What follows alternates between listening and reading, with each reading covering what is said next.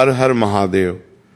भक्तों, भले ही सावन सोमवार का व्रत रखना या न रखना, लेकिन सावन के चौथे और सबसे महत्वपूर्ण आखिरी सोमवार के दिन शिवलिंग से एक गुप्त चीज लिए बिना घर मत लौटना। मान्यता है कि जो भक्त सावन के चौथे यानी अंतिम सोमवार के दिन श्रद्धा और नियम पूर्वक इस गुप्त चीज को अपने घर लेके आता है, उसके घर में भगवान शिव और माता पार्वती की विशेष कृपा बनी रहती है। जीवन की अनेक परेशानियां धीरे धीरे समाप्त होने लगती हैं और सुख समृद्धि का आगमन होता है।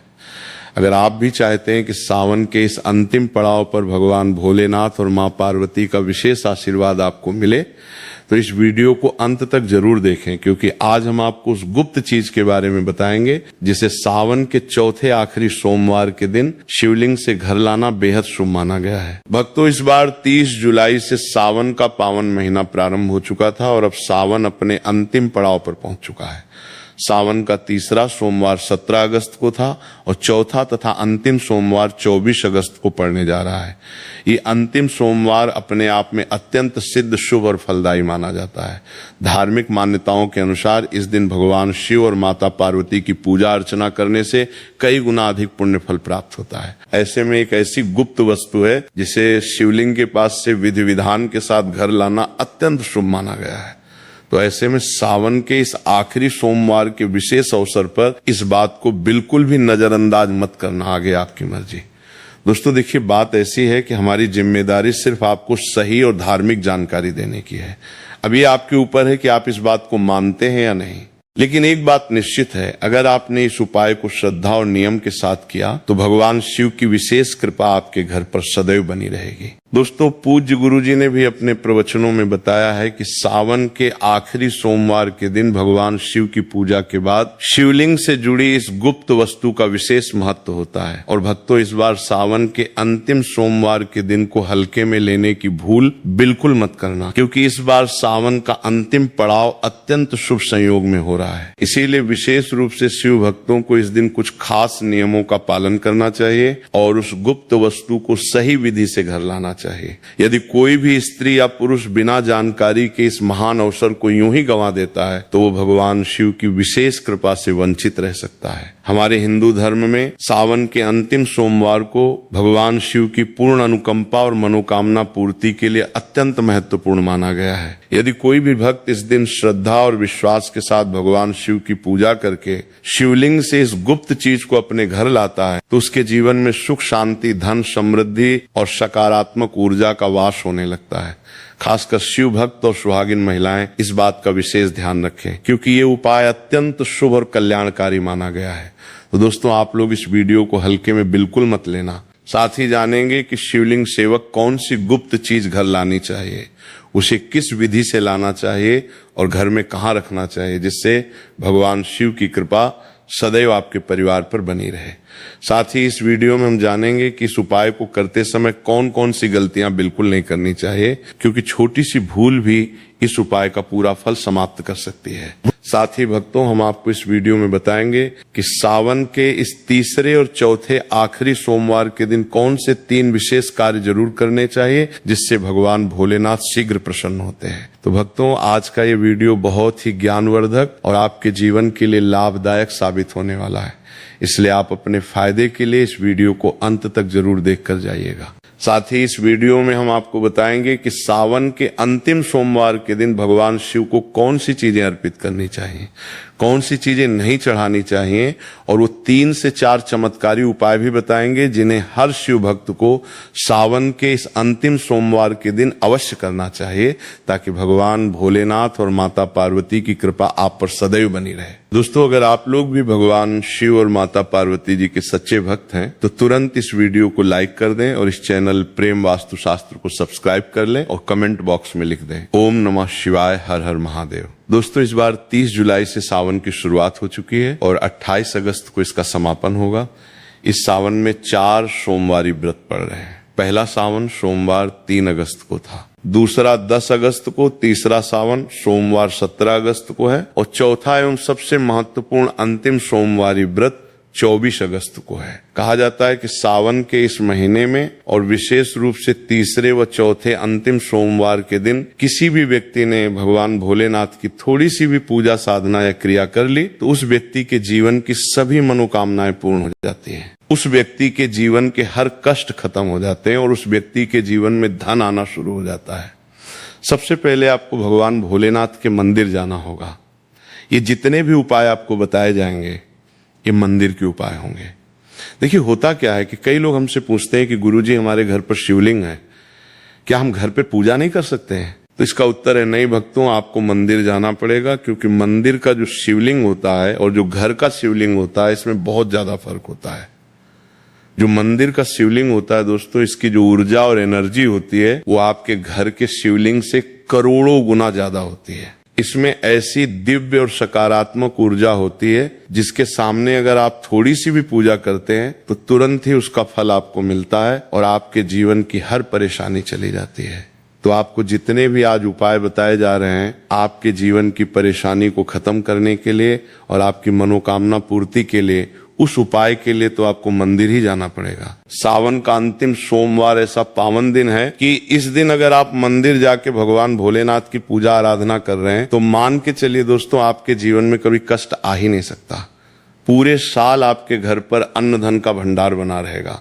तो आपको क्या क्या ले जाना है वो कहीं पे लिख लीजिए, क्योंकि दोस्तों अगर आपने एक भी गलती कर दी तो आपकी पूजा संपन्न मानी नहीं जाएगी। दोस्तों सबसे पहली चीज जो भगवान भोलेनाथ के लिए आपको जल ले जाना है सावन सोमवार के दिन।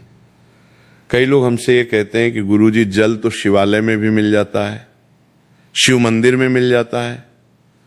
तो नहीं दोस्तों, वहां का जल आप तभी चढ़ाइए जब कोई मजबूरी हो, वरना आपको अपने घर से ही जल लेके जाना होता है। आखिर घर से जल क्यों ले जाया जाता है, इसकी भी बात सुन लीजिए। घर से इसीलिए आपको जल ले जाना है ताकि आपके घर का जो जल आप ले जा रहे हैं भगवान भोलेनाथ पर चढ़ाने के लिए, उसी जल के द्वारा आप भगवान से सीधे जुड़ जाते हैं। उस जल के द्वारा आप भगवान को अपनी सभी दिक्कतें बता देते हैं और उस जल को जैसे ही भगवान भोलेनाथ पर आप चढ़ाएंगे, अपनी समस्याओं को बताते हुए वो समस्या आपकी खत्म हो जाएगी। इसीलिए घर से जल लेके जाएं। अब सबसे जरूरी चीज जो जल ले जा रहे हैं उसमें 2-4 बूंद गंगा जल जरूर डाल दीजिएगा, क्योंकि गंगा जल डाले बिना आपकी पूजा पूर्ण और संपन्न नहीं मानी जाएगी। सावन के इस अंतिम सोमवार के दिन आपको जल ले जाना है। उसमें गंगा जल डालकर दूसरा आपको 3 पत्ते वाला बिना कटा फटा बेलपत्र ले जाना है। दोस्तों बेलपत्र बहुत ही शुभ होता है। मान लीजिए अगर आपने एक तरफ 1000 कन्याओं को भोजन कराया है और दूसरी तरफ भगवान भोलेनाथ को प्रेम से एक बेलपत्र चढ़ाया है तो ये दोनों बराबर पुण्य फल देने वाले माने जाते हैं, इसलिए बेलपत्र जरूर ले जाएं। तीसरा आपको सफेद पुष्प ले जाना है। सफेद पुष्प भगवान भोलेनाथ को अत्यंत प्रिय है। सावन महीने के इस तीसरे और आखिरी सोमवार को सफेद फूल चढ़ाएं ताकि भगवान भोलेनाथ का पूर्ण आशीर्वाद आपको मिल जाए, जिसके बाद आपके जीवन की हर परेशानी खत्म हो जाए। दोस्तों सफेद चंदन ले जाना अनिवार्य होता है सावन सोमवार के दिन। और ध्यान रखिएगा दोस्तों कि भगवान भोलेनाथ को अगर आप दूध अर्पित करने जा रहे हैं तो वो एकदम कच्चा दूध होना चाहिए, उबला या पका हुआ दूध बिल्कुल नहीं होना चाहिए। अब आपको और क्या क्या ले जाना है, देखिए अगर आप चाहते हैं कि आपकी हर मनोकामना पूरी हो तो एक छोटा डिब्बा लीजिए, उसमें काली मिर्च भर कर ले जाइए। बहुत ध्यान से सुनिए जितनी बातें आपको बता रहे हैं। एक डिब्बे में काली मिर्च भर लें और एक लाल कपड़ा लीजिए, उसमें लौंग और कपूर रखकर मौली धागे से बांधकर एक पोटली बना लीजिए और इसे अपनी जेब में रखकर ले जाइए। सिर्फ इतनी चीजें आपको ले जानी है। सावन के इस अंतिम सोमवार को अब आपको पूजा कैसे करनी है चलिए आपको बताते हैं। बहुत ध्यान से अंत तक देखिएगा और जितनी भी चीजें आपको बताई जा रही हैं इन चीजों को आपको ले जाना है और शिवालय से वापस लेके आना है अपने घर पे, ताकि आपको धन की प्राप्ति हो सके और आपकी कोई भी मनोकामना हो वो पूर्ण हो जाए। भक्तों आप पहले जाएंगे मंदिर, सबसे पहले आपको इस बात का ध्यान रखना है कि मंदिर जाने से पहले काले या गहरे नीले रंग के कपड़े पहनकर मंदिर न जाएं, वरना पूजा का फल प्राप्त नहीं होगा। सबसे पहले आपको ये करना है कि पतली धार बनाते हुए जल भगवान भोलेनाथ को अर्पित कर देना है। बहुत ध्यान से सुनिएगा भक्तों, पतली धार बनाते हुए भगवान भोलेनाथ को जल अर्पित करना है। अब आपको ये करना है दोस्तों कि भगवान भोलेनाथ को चंदन लगाना है। चंदन लगाने के बाद भगवान भोलेनाथ पर 3 पत्ते वाला बेल पत्र अर्पित करना है। 3 पत्ते वाला बेलपत्र रखने के बाद आपको भगवान भोलेनाथ पर सफेद पुष्प अर्पित कर देने हैं। सिर्फ इतना आपको करना है। कच्चा दूध अगर आप चढ़ाना चाहते हैं तो दूध भी आप अर्पित कर सकते हैं। इतना करने के बाद आपको वहां पर खड़े होकर या बैठकर 108 बार, बहुत ध्यान से सुनिएगा, 108 बार आपको ओम नमः शिवाय मंत्र का जाप करना है, क्योंकि 108 की संख्या भगवान भोलेनाथ को बहुत प्रिय है। ये 3 मुख्य कार्य हैं जो आपको करने हैं। अब आपको क्या करना है, जो काली मिर्च का डिब्बा आप घर से ले गए हैं, उस काली मिर्च के डिब्बे को शिवालय की जो जलधारी से गिरता हुआ शिव जल है, जो शिवलिंग से बहकर नीचे आ रहा है, उसी शिव हरि के जल से उस डिब्बे को स्पर्श छुआना कराना है और अपनी जेब या थैले में वापस रख लेना है। ये जो लाल पोटली आप बनाकर ले गए हैं लौंग और कपूर की, इसको भी शिवलिंग के नीचे बहते जल से स्पर्श कराना है और वापस रख लेना है। अब आपको क्या करना है, जिस लोटे में आप जल या दूध लेके गए थे उसमें आपको भगवान भोलेनाथ के शिवलिंग से जो जल नीचे गिर रहा है, भक्तों ध्यान रखिएगा, शिवलिंग से बहकर नीचे गिरते हुए उसी पावन जल की थोड़ी सी बूंदें या थोड़ा सा जल अपने लोटे में वापस ले लेना है। यही वो सबसे गुप्त और पवित्र चीज है जिसे आपको शिवलिंग से वापस घर लाना है। भक्तों मान लीजिए आप ये सोच रहे होंगे कि कई लोग वहां पर जल चढ़ा रहे हैं, तो इस बात की आप चिंता न करें, क्योंकि भगवान भोलेनाथ के शिवलिंग का स्पर्श करके जो जल नीचे गिरता है वो साधारण जल नहीं रहता, वो साक्षात अमृत बन जाता है। कहा जाता है कि अनेक देवी देवता शिवालय में अदृश्य रूप में उपस्थित रहते हैं ताकि शिवलिंग से गिरता हुआ जल धारण कर सके। इतना पवित्र होता है शिवलिंग से गिरता हुआ जल। तो शिवलिंग से गिरते हुए इस पावन जल को आपको अपने लोटे में ले लेना है, भले ही थोड़ी सी बूंदें मिल जाएं। अब आपको घर वापस आना है जो जल आप लोटे में लेके आए हैं। भक्तों घर आते ही अपने घर के सभी सदस्यों के ऊपर उस जल की थोड़ी थोड़ी बूंदें प्रोक्षण कर दें, छिड़क दें। घर के हर कोने में उस जल को छिड़क दें और घर के मुख्य द्वार पर उस जल की बूंदें छिड़क दें। इतना आपने कर दिया तो मान के चलिए पूरे साल आपके घर पर कोई नकारात्मक शक्ति प्रवेश नहीं कर पाएगी। आपके घर पे कोई काला जादू या तंत्र विद्या करवाने की कोशिश भी करेगा तो वो निष्फल हो जाएगी। आपके घर से दरिद्रता और नकारात्मकता दूर चली जाएगी और साक्षात सकारात्मक ऊर्जा का वास हो जाएगा।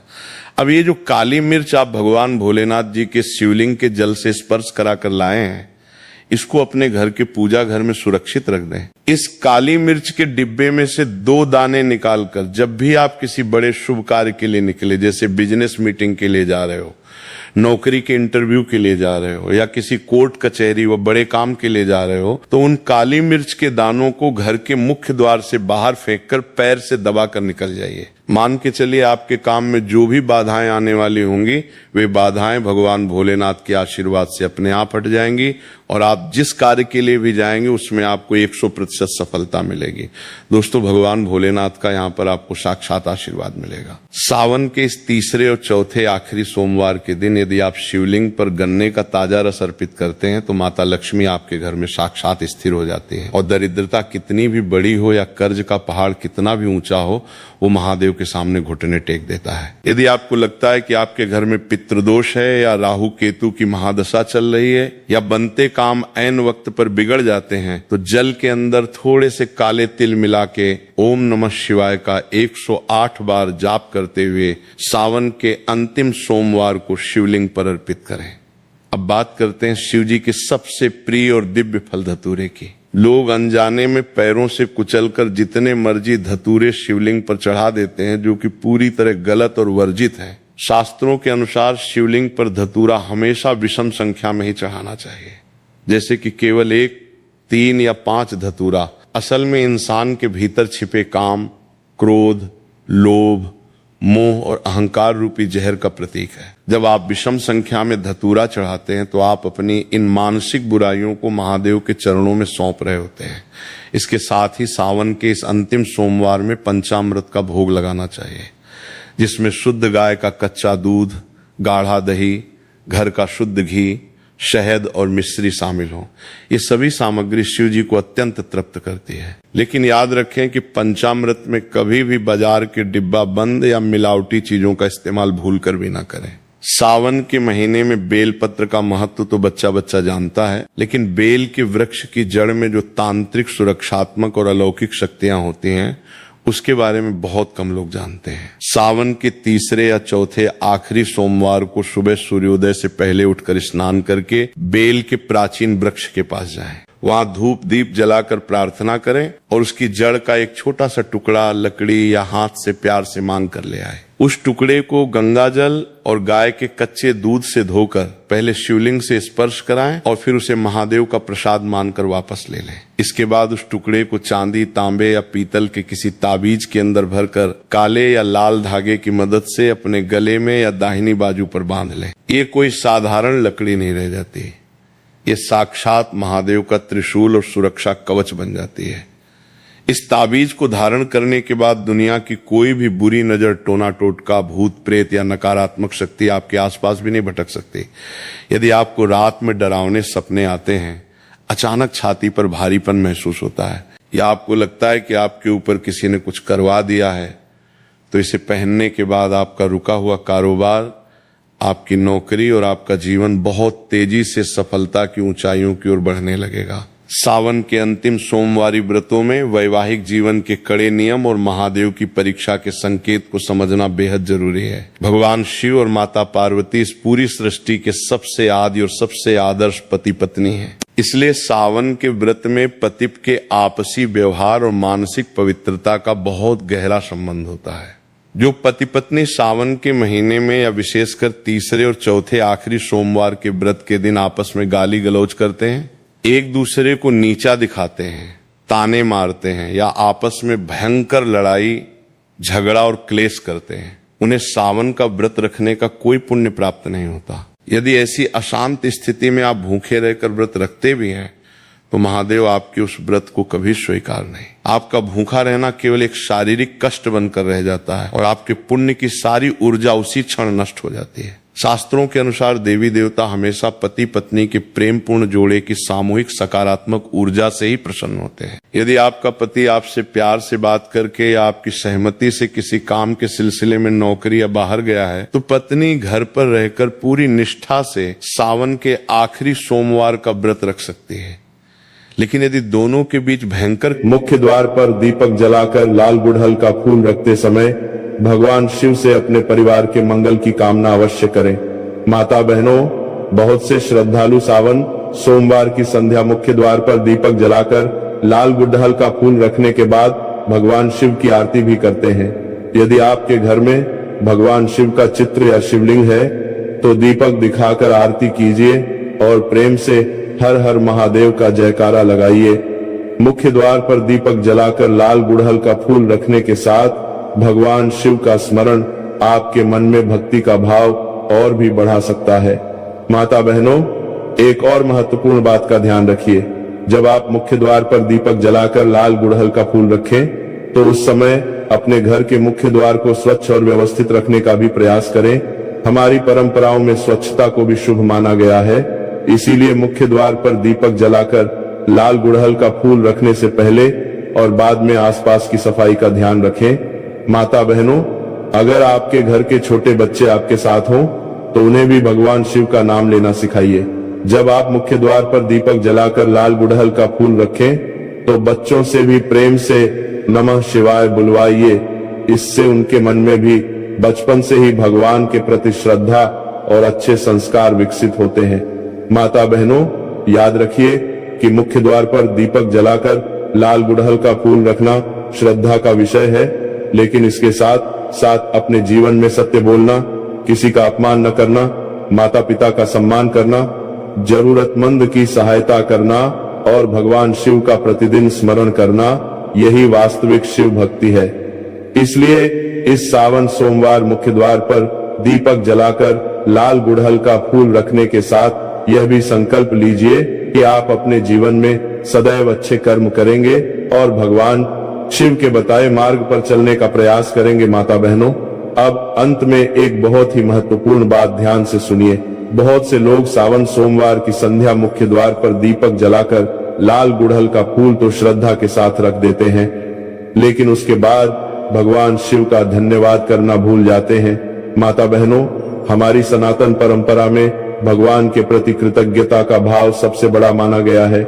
इसलिए जब भी आप मुख्य द्वार पर दीपक जलाकर लाल गुड़हल का फूल रखें, उसके बाद भगवान शिव को प्रणाम अवश्य करें और कहें, हे भोलेनाथ, आपने हमें यह पावन दिन दिया, आपकी कृपा से हमारा परिवार सुखी रहे, हमारे मन में सदैव आपकी भक्ति बनी रहे और हमें सदैव धर्म के मार्ग पर चलने की शक्ति मिले। माता बहनों, बहुत से श्रद्धालु यह भी पूछते हैं कि क्या मुख्य द्वार पर दीपक जलाकर लाल गुड़हल का फूल रखने के बाद किसी विशेष मंत्र का जाप करना चाहिए? यदि आप अपनी श्रद्धा के अनुसार करना चाहें तो प्रेम से जय नमः शिवाय का जाप कर सकते हैं।